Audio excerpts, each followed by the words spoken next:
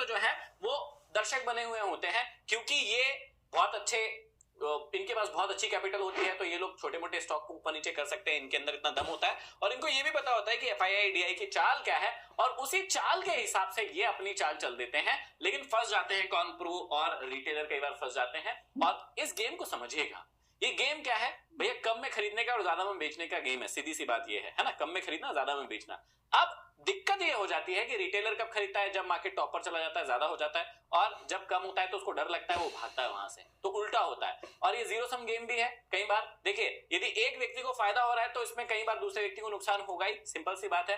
तो जब नुकसान होगा तो ही दूसरे का फायदा होगा, ये गेम तो चलता रहता है। तो इसको समझने के लिए मैंने एक चार्ट बनाया है आप लोगों के लिए। इस चार्ट को आपको समझना है, और एक और चार्ट बनाया। ये चार्ट क्या है?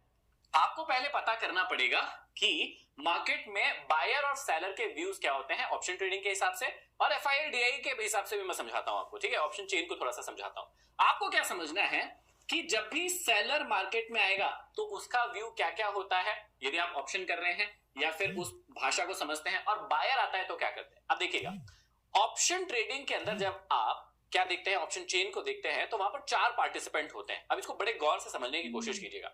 तो यदि आप लोग बायर है, मोस्ट ऑफ द टाइम आप बायर ही रहते हैं, तो जब आप बायर है तो समझिएगा, यदि आप कॉल बाय कर रहे हैं, मतलब